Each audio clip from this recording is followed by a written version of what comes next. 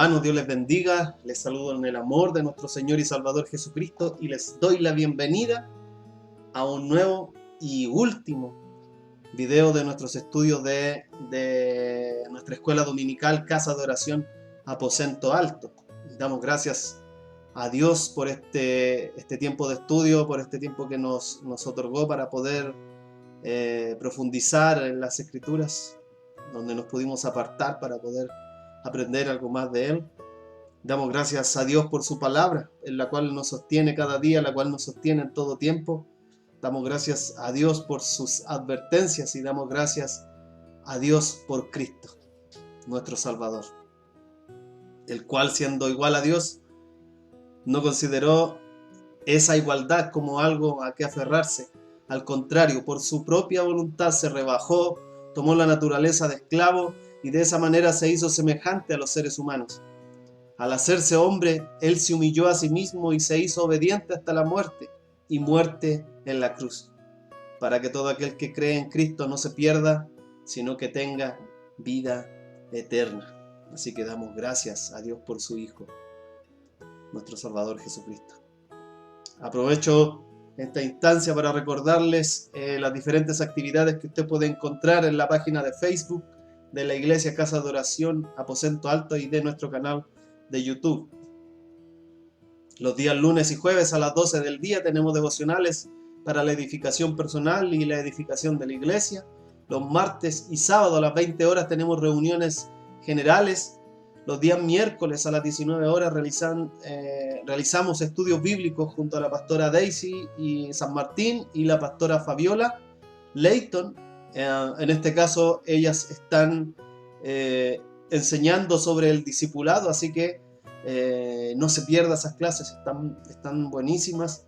Los días sábados a las 20 horas, en paralelo a nuestra reunión general, están las clases de Dulce Refugio para nuestros pequeños hermanos en la fe.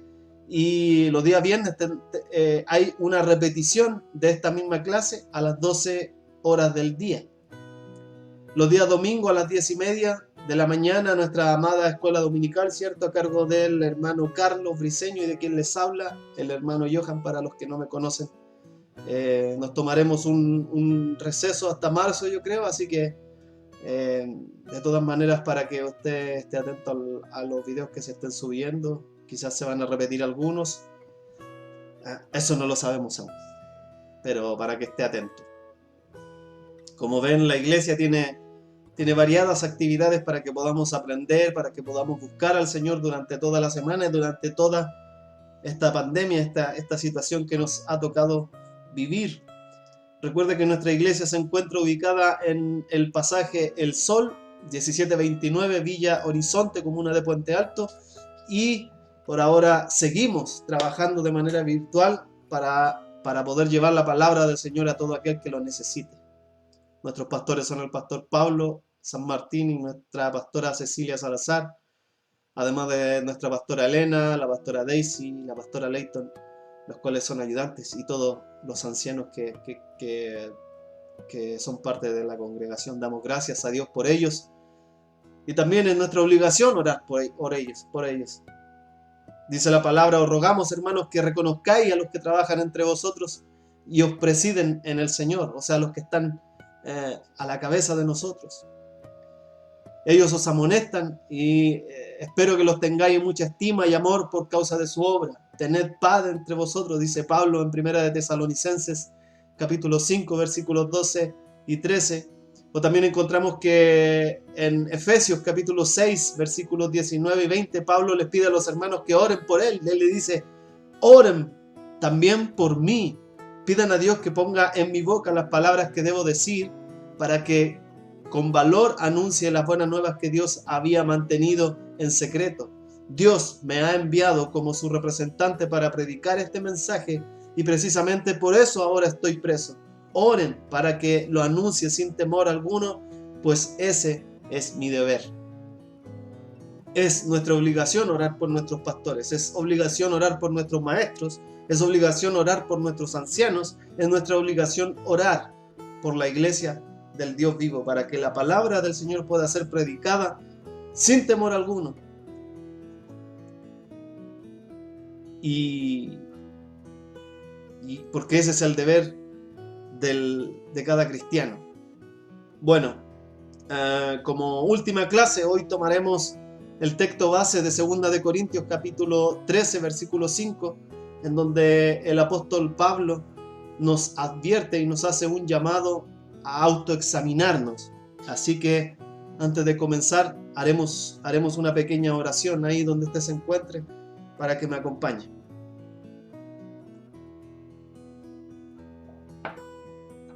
Señor, comenzaremos con nuestro último estudio, Señor, de esta temporada, si se puede decir así. Te damos gracias, Señor, porque tú nos has ayudado durante todo este tiempo. Sabemos que no ha sido fácil, ni para mí, ni para ninguno de mis hermanos, este encierro, estas cuarentenas, toda esta pandemia, Señor. Para nadie ha sido fácil. Pero aún así, Señor, hemos apartado un tiempo para aprender sobre ti, para tratar de conocerte. Hemos estudiado, Señor, sobre tu doctrina. Hemos estudiado, Señor, sobre el Evangelio. Hemos estudiado, Señor, tus advertencias. Hemos estudiado, Señor, de tu palabra, del canon, de cómo llegamos a ella. ¿Qué es, Señor? Tantas cosas, Señor. Hemos tratado de aprovechar nuestro tiempo. Te damos gracias, Señor, porque tú has sido bueno. Porque a pesar de todo, Señor, tú nos has sostenido. Hemos aprendido que no sabemos, Señor, cuál es tu voluntad. Jamás la entenderemos. Tus pensamientos son mucho más altos que los nuestros. Solo te pedimos, Señor, que nos ayudes a poder sobrellevar este tiempo, sobrellevar las diferentes pruebas que nos tocan vivir. Y por sobre todo, Señor, en esta hora te pedimos que nos ayudes a comprender tu palabra, Señor. Que podamos atesorarla, que no la tomemos o la mal interpretemos, Señor, sino que tratemos, Señor, de recibirla en nuestro corazón para que podamos seguir creciendo, para que podamos seguir madurando y para que podamos seguir avanzando, corriendo esta carrera, Señor, de la fe y podamos llegar a la meta suprema, Señor. Te lo pedimos en el nombre de Jesucristo. Amén y amén. Entonces, daremos lectura a la palabra en 2 de Corintios, capítulo 13, versículo 5. 2 de Corintios, capítulo 13, versículo 5. Dice así, la palabra del Dios vivo. Examinaos a vosotros mismos si estáis en la fe. Probaos a vosotros mismos. ¿O no os conocéis a vosotros mismos que Jesucristo está en vosotros, a menos que estéis reprobados? Esta sección de la carta a Corintios es la parte final de la epístola. Pablo se enfoca en varios asuntos de gran importancia para la vida de la iglesia. Como todos los verdaderos hombres de Dios, Pablo anhelaba que el pueblo madurara en Cristo. Así las cosas, en los capítulos precedentes a este libro se ha explicado la importancia vital de asuntos como el arrepentimiento, como la disciplina, como la autoridad bíblica, ¿cierto? Pero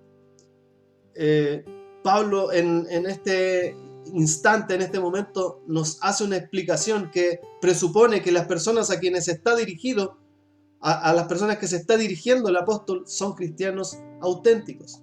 Es una presuposición. Por desgracia, no es este el caso de la iglesia. En cualquier congregación habrá falsos hermanos. Lo dijo Pablo en 2 de Corintios capítulo 11, versículo 26, que él estuvo en muchos peligros, en muchos riesgos, y entre ellos es que se había topado con falsos hermanos.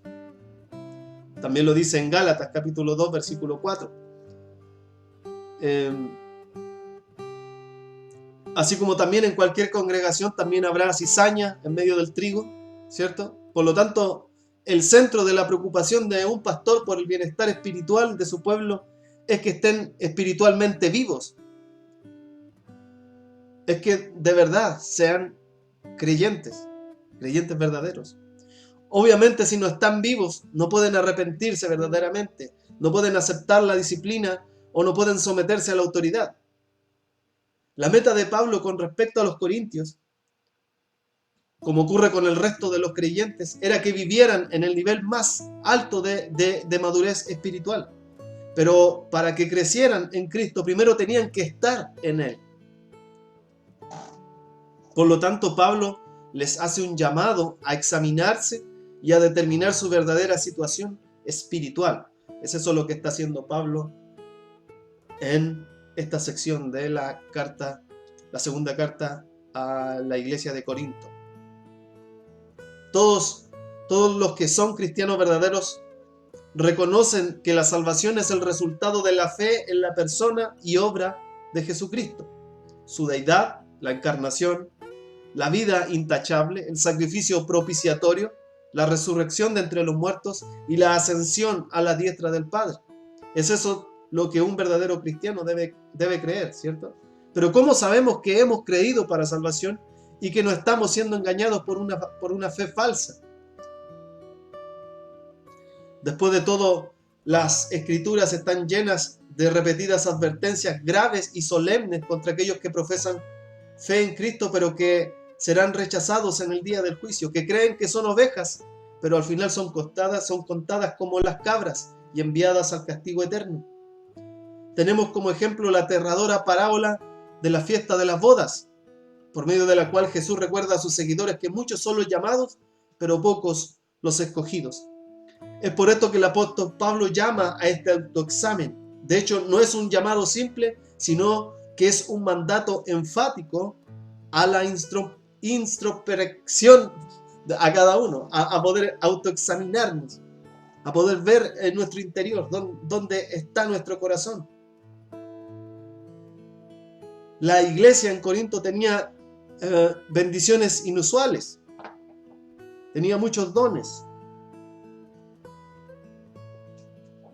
Pablo mismo admite que ellos eran ricos en Cristo en toda palabra y conocimiento, de manera que no le faltaba ningún don. Sin embargo, en la iglesia había grandes problemas, había división entre los hermanos, había celos, había conflictos, había orgullo y había un sentido de superioridad comparado con las demás iglesias de los alrededores. Había inmoralidad, había demandas legales, había mundanalidad, había libertinaje, había desorden en las reuniones y casi una negación a la doctrina de la resurrección. Todo ese tipo de problemas tenía la iglesia de Corinto. Teniendo en cuenta estas cosas, entonces el apóstol tenía motivos para reprender a la congregación con severidad, con palabras fuertes. Él les decía: hermanos, yo no puedo hablarle como a personas espirituales, sino como a la gente carnal, como a niños en Cristo. Les di de beber leche, pues no eran capaces de asimilar alimentos sólidos, ni lo son todavía porque aún son gente carnal. Pues mientras haya entre ustedes celos, contiendas, divisiones, serán gente carnal y vivirán según criterios humanos, dice Pablo en 1 Corintios capítulo 3, versículos 1 al 3. Si observamos detenidamente las palabras que Pablo escoge para reprender a la iglesia, él no consiente a los corintios. Él no les está hablando de una manera suave, sino que los reprueba con un lenguaje bastante fuerte, lo más fuerte posible, pienso yo.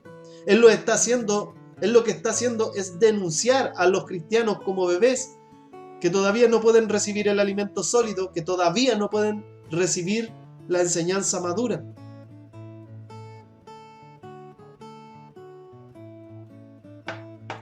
Al mismo tiempo, les habla como a hombres carnales, o no regenerados, o que no han nacido de nuevo, ¿cierto? Que no tenían el Espíritu de Dios y que caminaban como gentiles. Entonces lo que Pablo está haciendo es confrontar a aquellos que profesan una fe que contradice su manera de vivir, y esto que hace el apóstol sin duda es muy difícil porque él no es omnisciente, él no sabe lo que hay en el pensamiento de las demás personas. Por lo tanto, él tiene que discernir entre qué hermano es inmaduro y quién no ha sido regenerado, o quién aún no es un creyente verdadero. Ninguno de nosotros es omnisciente, solamente Dios es omnisciente. Así que el trabajo que hace el apóstol es bastante difícil. Sin la guía del Espíritu Santo sería mucho más difícil. El llamado al autoexamen que hace Pablo no era un concepto nuevo en las Escrituras. Job, por ejemplo, suplicó a Dios. Él decía: ¿cuántas inequidades y pecados tengo yo? Hazme entender mi transgresión y mi pecado, dice Job capítulo 13, versículo 23. En el Salmo 17, versículo 3, David declaró: tú has probado mi corazón y me has visitado en la noche, me has puesto a prueba y nada inicuo hallaste. En Salmos 26, versículo 2, David clamó: examíname, oh Señor, y ponme a prueba, purifica mis entrañas y mi corazón.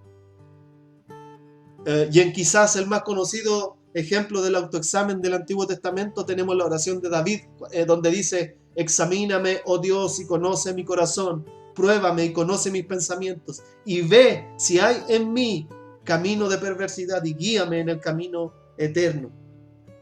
Dice el Salmo 139, versículos 23 y 24. En Lamentaciones también encontramos que Jeremías exhortó a sus compatriotas israelitas de esta manera. Él les decía: hagamos un examen de conciencia y volvamos al camino del Señor. Mientras que el Señor hizo el siguiente reto a Israel: meditad bien sobre vuestros caminos, dice en Ageo, capítulo 1, versículos 5 al 7. Cuando Pablo describió el autoexamen como un prerequisito para participar de la cena del Señor, él escribió: por tanto, pruébese cada uno a sí mismo y coma así el pan y beba de la copa.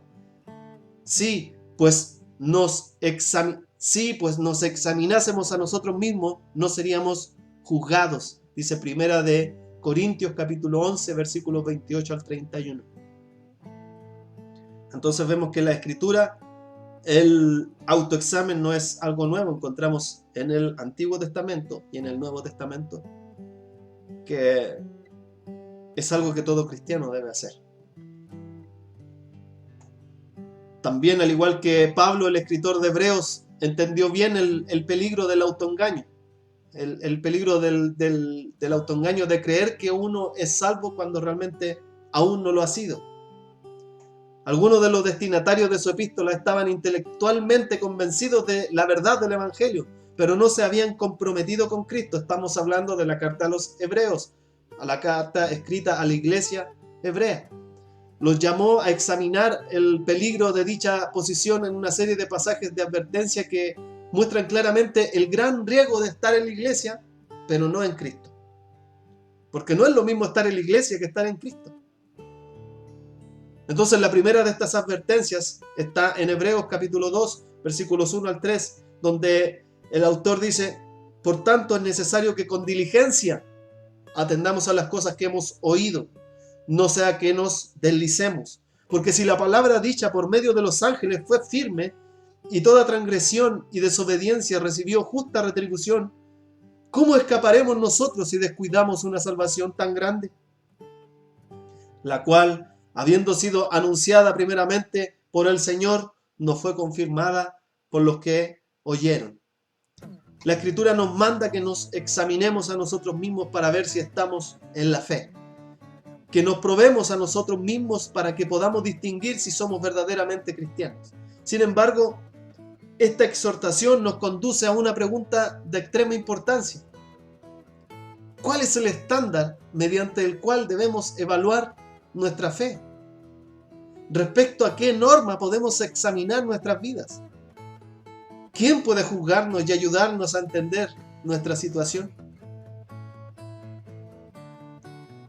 El apóstol Juan nos advierte que no solo deberíamos confiar a los dictados de nuestro corazón en estos asuntos en que podría erróneamente aprobarnos o condenarnos. Recordemos lo que dice la palabra, que el corazón es más engañoso que cualquier cosa. El apóstol Pablo nos instruye que es insensato medirnos según nuestros propios estándares o compararnos con otros hermanos, por ejemplo, compararnos con un cristiano más maduro. Si lo hacemos, podemos condenarnos falsamente. Tampoco podemos dejarnos llevar por opiniones de otros, porque alguno nos puede asegurar que somos salvos porque ellos tienen una baja opinión sobre la salvación y otros pueden erróneamente condenarnos al demandar pruebas que exceden los dictados de la Escritura, como era en el caso de los escribas y fariseos en los tiempos de Jesús. Ellos nos pueden imponer cargas pesadas sobre nosotros, cargas que ni siquiera ellos mismos están dispuestos a llevar. Entonces, ¿cuál debería ser nuestro estándar? ¿Cuál debería ser nuestro estándar mediante el cual debemos evaluar nuestra fe? Bueno, nuestro estándar no está escondido en ninguna parte, no está escondido en medio de la Escritura, ni es un misterio incomprensible para nosotros. Al contrario, está de modo específico y claro, expuesto para todos nosotros en la Escritura. Y este estándar o las pruebas de conversión genuina están expuestas para nosotros con mayor claridad, con mayor brevedad y perfección en la primera epístola del apóstol Juan. Primera de Juan. De hecho, el apóstol Juan, cuando comienza su carta, él dice: les he escrito estas cosas a ustedes, los que creen en el nombre del Hijo. ¿Para qué? Para que sepan que tienen vida eterna, dice Primera de Juan, capítulo 5, versículo 13.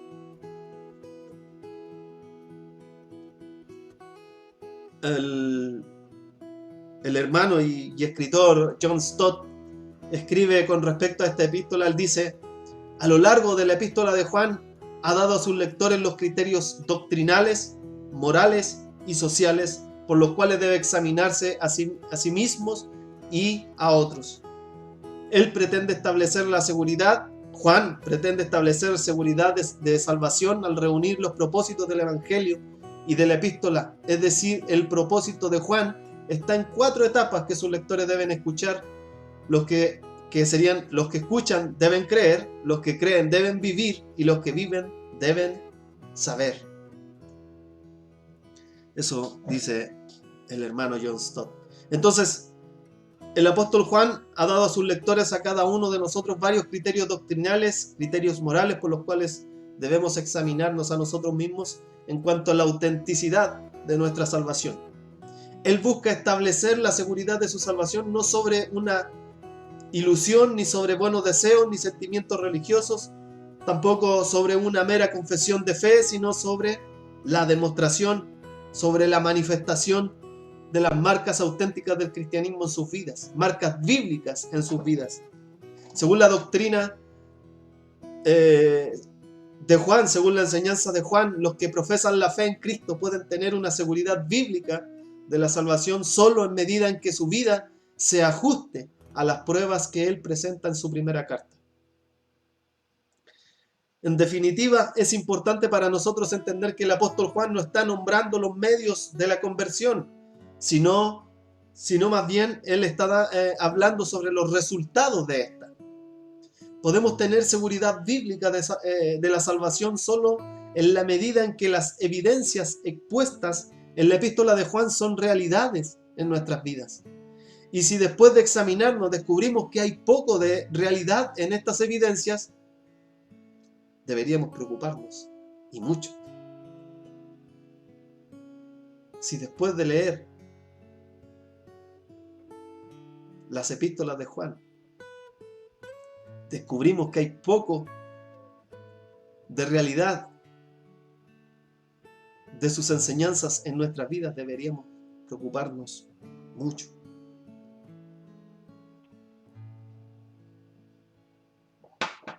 Entonces, consideraremos con brevedad las características o marcas de un verdadero hijo de Dios. Me gustaría poder haber ido prueba por prueba quizás en una clase, pero quizás lo podemos hacer en otra temporada.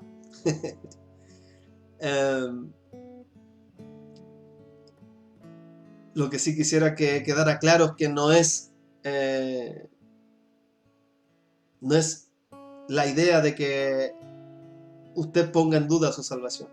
Nuestra esperanza es que el creyente pueda crecer en la seguridad de su salvación y que el no creyente pueda darse cuenta de que aún no ha conocido a Cristo y que necesita conocerlo. Es esa la idea de esta advertencia. Bueno, la prueba 1 que encontramos en la primera carta de Juan es que sabemos que somos cristianos porque vivimos en la luz. Dice primera de Juan capítulo 1 versículos 5 al 7. Si decimos que tenemos comunión con Él y andamos en tinieblas, mentimos y no practicamos la verdad. Pero si andamos en luz, como Él está en luz, tenemos comunión unos con otros y la sangre de Jesucristo, su Hijo, nos limpia de todo pecado.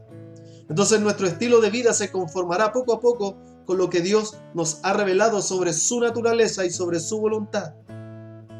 Si nosotros estamos en la luz, como Él está en la luz, entonces tenemos comunión con el Padre. La prueba 2 es que sabemos que somos cristianos porque nuestra vida se caracteriza por la sensibilidad al pecado, al arrepentimiento y a la confesión.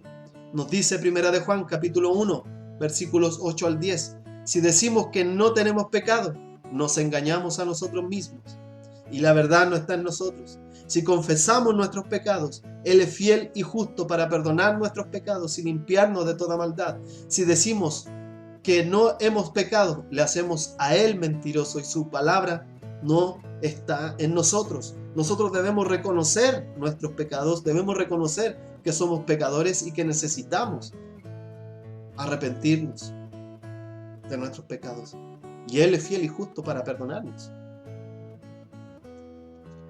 La prueba 3, sabemos que somos cristianos porque obedecemos los mandamientos de Dios. Dice primera de Juan capítulo 2 versículos 3 y 4. Y en esto sabemos que nosotros le conocemos. ¿Qué cosa? Si guardamos sus mandamientos. El que dice yo le conozco y no guarda sus mandamientos, el tal es mentiroso y la verdad no está en él. ¿Quién es la verdad? Yo soy la verdad y la vida, dice nuestro Señor Jesucristo. Entonces, si nosotros decimos que le conocemos, pero no obedecemos a la palabra, somos mentirosos y Cristo no está en nosotros. Nosotros deseamos conocer la voluntad de Dios y esforzarnos por obedecerle y lamentar también nuestra desobediencia. La prueba 4, sabemos que somos cristianos porque andamos como Cristo anduvo. Primera de Juan, capítulo 2, versículos 5 y 6, dice, pero el que guarda su palabra, en este verdaderamente el amor de Dios se ha perfeccionado. Por esto sabemos que estamos en Él.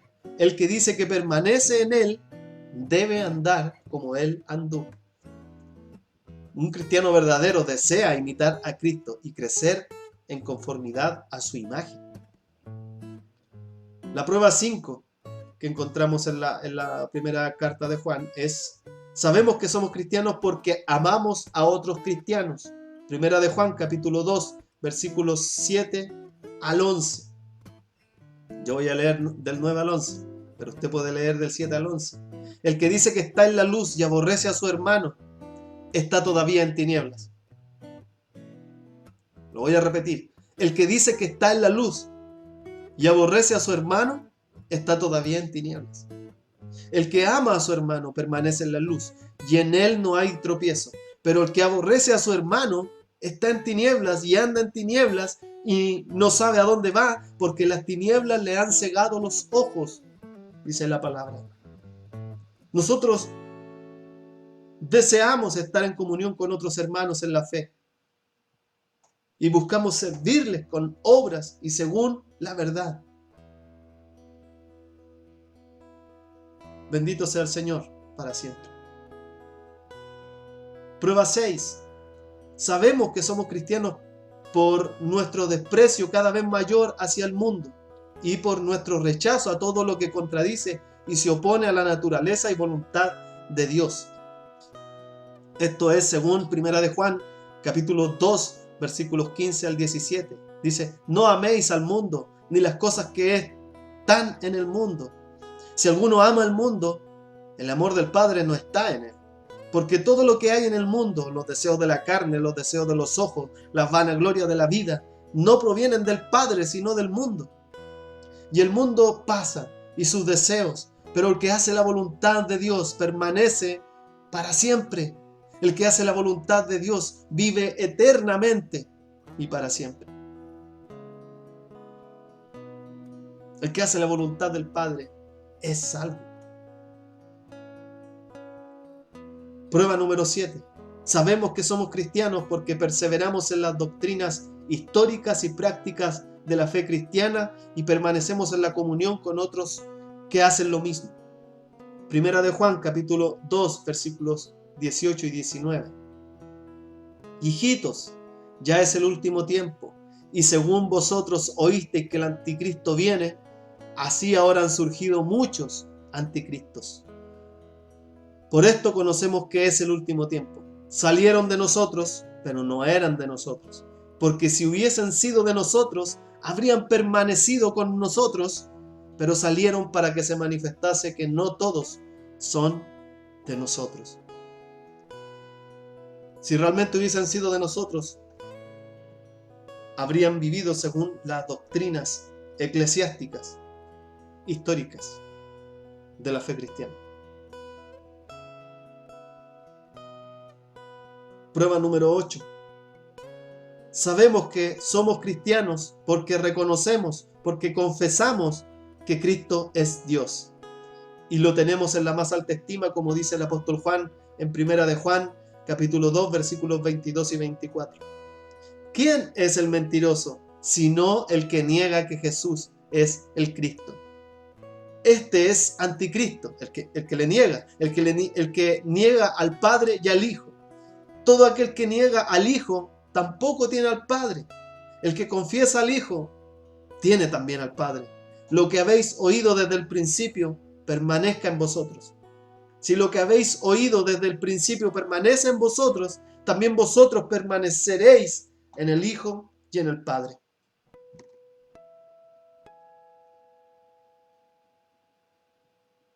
Nosotros creemos y confesamos que Cristo es el Señor, el Hijo de Dios.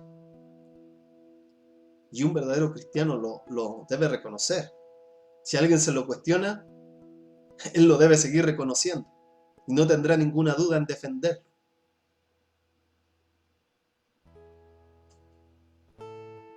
Como dice, creo, la carta de Judas, que dice que uno debe defender ardientemente su fe, en este caso la fe en Cristo. Es eso lo que uno debe defender. No estar discutiendo, sino que defender la fe. La prueba número 9. Sabemos que somos cristianos porque nuestras vidas se caracterizan por el anhelo y la búsqueda de la santidad personal. Primera de Juan, capítulo 3, versículos 1 al 3. Dice, amados, ahora somos hijos de Dios y aún no se ha manifestado lo que hemos de ser, pero sabemos que cuando Él se manifieste, seremos semejantes a Él, porque le veremos tal como Él es. Y todo aquel que tiene esta esperanza en Él, fíjese lo que dice aquí, se purifica a sí mismo, así como Él es puro. Si nosotros creemos en Cristo, creemos que Él vendrá un día y nos llevará, seremos arrebatados, ¿cierto? Y tenemos esa esperanza, cada uno de los que creemos eso, debemos purificarnos y debemos santificarnos a nosotros mismos. Un verdadero cristiano busca la santificación. Esa es la prueba número 9. La prueba número 10. Sabemos que somos cristianos porque practicamos la justicia. En Primera de Juan, capítulo 2, versículos 28 y 29 nos dice el apóstol, si sabéis que Él es justo, sabed también que todo el que hace justicia es nacido de Él. Estamos haciendo aquellas cosas que conforman al estándar o a la norma de la justicia de Dios.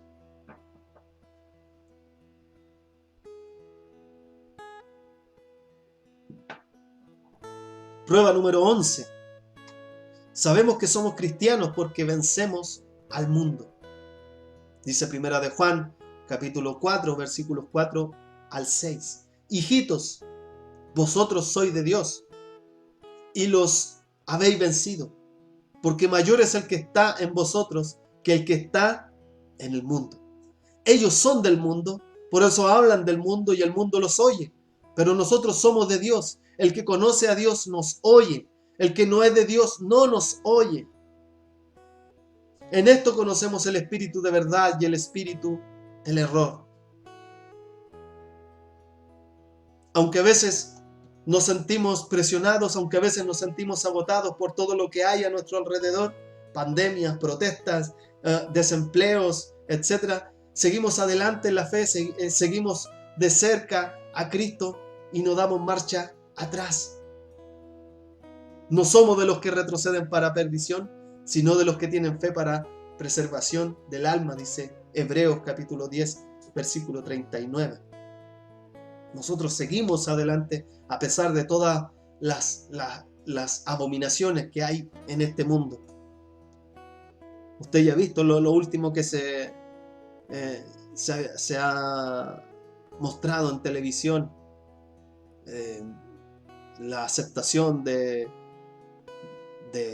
los abortos en Estados Unidos, del movimiento homosexual, etcétera. Cuánta abominación se está viendo hoy en este mundo, pero nosotros vencemos al mundo porque mayor es el que está en nosotros que el que está en el mundo. Prueba número 12. Sabemos que somos cristianos porque creemos en las cosas que Dios ha revelado en cuanto a su Hijo Jesucristo. Primera de Juan, capítulo 5, versículos 9 al 12 nos dice: si recibimos el testimonio de los hombres, mayor es el testimonio de Dios.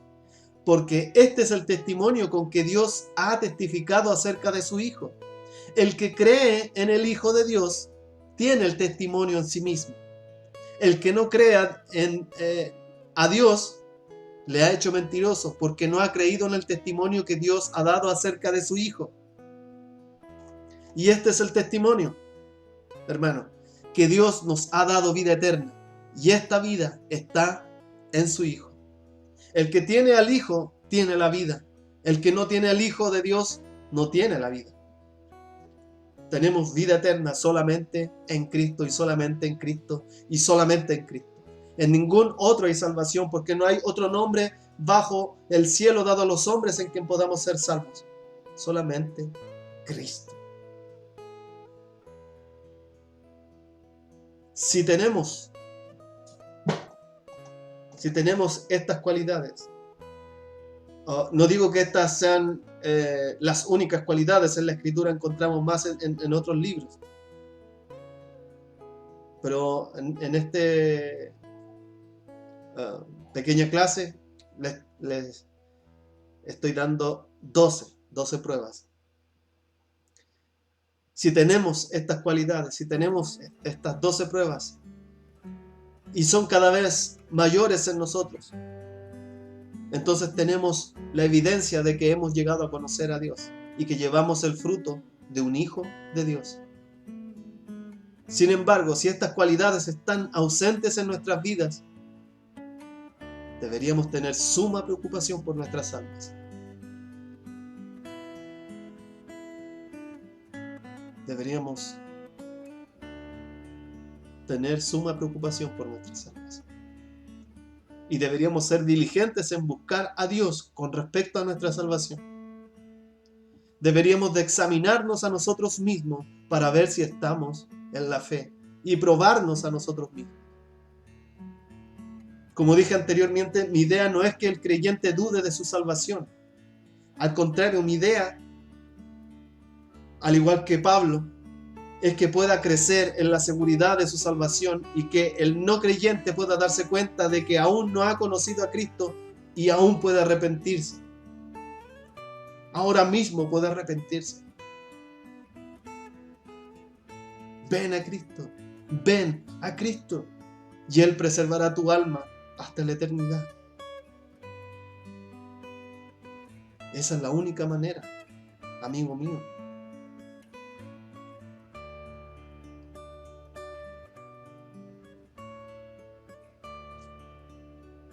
La única manera de salvarnos es reconociendo que Cristo es el Señor.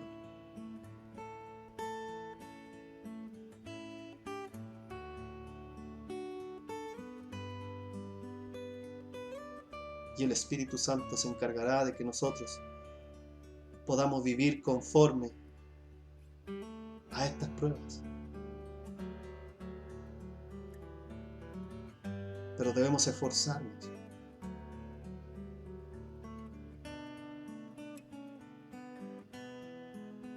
Si el Espíritu Santo nos está moviendo a santificarnos, entonces santifiquémonos. No podemos seguir esperando. No podemos estar paseándonos por fuera de la puerta estrecha. Lo dijimos en la clase anterior. El Señor dice, entren por la puerta estrecha. No está diciendo paséense, esperen afuera. No, Él dice, entren ahora por la puerta estrecha.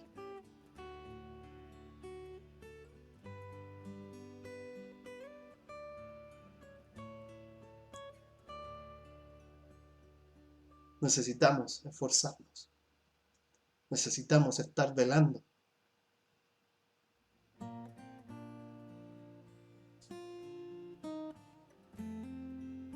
Porque el Señor viene pronto.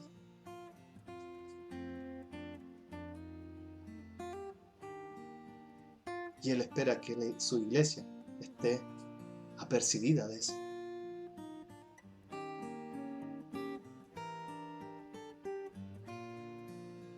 Bueno, hermanos, me despido hasta la próxima temporada, si se puede decir, porque lo más probable es que volvamos en marzo. Agradezco a cada persona, a cada hermano que ha apartado un tiempo para ver estos videos, que a mí me han servido muchísimo, me han edificado mucho y lo mismo espero de cada uno de ustedes. Los amo en Cristo y oro por cada uno para que Dios pueda seguir haciendo su obra en ustedes. Oro para que puedan seguir creciendo, para que puedan seguir madurando en la fe. Oro para que el que ha sido confrontado su pecado por medio de alguno de estos videos, por alguno de estos estudios, y haya venido a salvación. Doy gracias a Dios por ustedes y oro para que puedan seguir perseverando en esta salvación tan grande. Oro por la iglesia del Dios vivo y bueno, toda la gloria, toda la honra, todo el poder y todo el honor le pertenecen a Dios y solamente a Él. Alabado sea su nombre. Bendiciones. Chao, hermanos.